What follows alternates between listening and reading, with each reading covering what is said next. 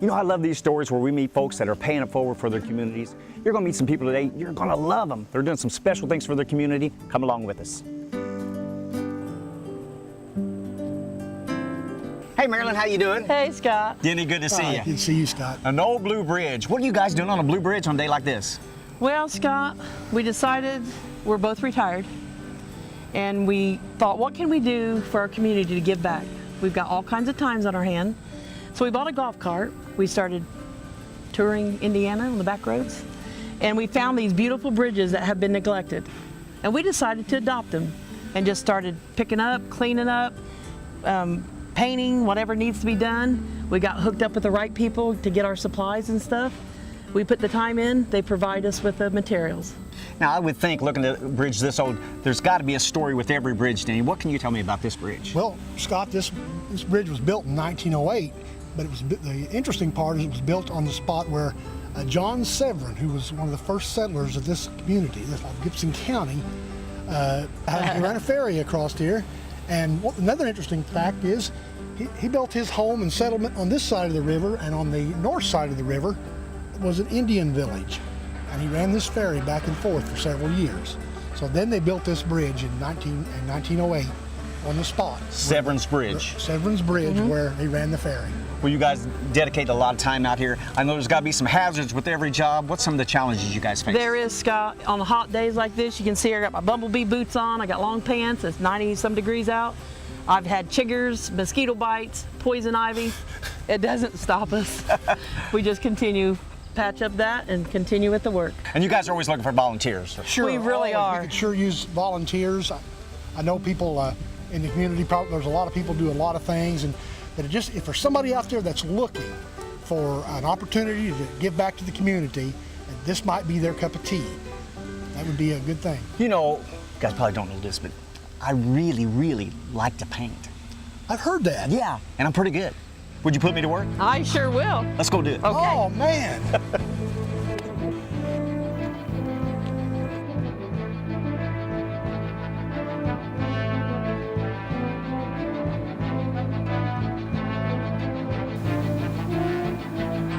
Ta-da.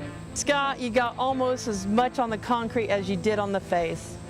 But you'll we'll still take take you. me. We'll take you. We'll take you. You think this is something? You ought to see where we're going next, the Wheeling Bridge. Let's go. Wow, I'm amazed at what I'm seeing. I can't believe the labor of love here you guys have done. But it's 92 degrees outside. You can be home drinking lemonade. Why do you do this? Well, I'll tell you, Scott, me and Dennis, we got into this a couple years ago. Came out here on our golf cart, and we seen that this bridge was neglected, and we thought, we think we could help. And we seen the beauty before it was all graffitied, and we wanted to help with that process. So we hooked up with the tourism board, the highway garage, Chuck Lewis. We got a hold of County Commissioner Steve Bonhams, and from there they got us our supplies we needed. We just put the hands to it. Well, it is beautiful. The end product, I know a lot of work goes in this, and I think I know who the green thumb of this outfit is. I do love the flowers, Scott. Yeah. And people love the beauty of the bridge when they come. There's always somebody here from up north, Kentucky, everywhere, either doing the barn quilt trail or just looking at the bridges. Tell you, Scott, whenever we're out here, we at least, usually always, don't we, hun? At least two people are always here doing something. While we're here. Either they're taking pictures with their kids or something. There's usually stuff going on. Well, I'm fascinated by covered bridges. Can we go inside and you show me more? Yeah, come on in, Scott. Yeah. You know, I'm learning a lot about covered bridges, but the one thing that I don't know is how did they ever come into place, Dennis? Well, they really had to cover the bridges because it made them last a lot longer. In the old days, they just wouldn't last very long, but you could put a covering over it. And this bridge was in operation for 100 years. And I find that pretty amazing myself. Well, I see a lot of wood. I don't see any steel, so I guess it keeps it from rotting. It keeps everything from rotting, and you could also stop your horse team in here during a rainstorm. And it was also a good makeout place. My favorite thing. Well, do you know anybody that ever used a covered bridge? My grandfather and grandma, my dad told me the story that they traveled. This was probably the longest trip they'd ever made at the time, before they were married. And they took a horse and buggy from Rumbletown, Indiana, which is up in Pike County, and they run that horse and buggy. It took them several hours to drive from there to the Princeton, Gibson County Fair. And they went right over this bridge. And they got their picture taken in an old Model T, and came back that night, and it was late when they got back. Well, now, and the thing that I hate to see when I look around here, I see some graffiti inside. I know you guys worked endlessly to get rid of that, but let's talk about that a little bit.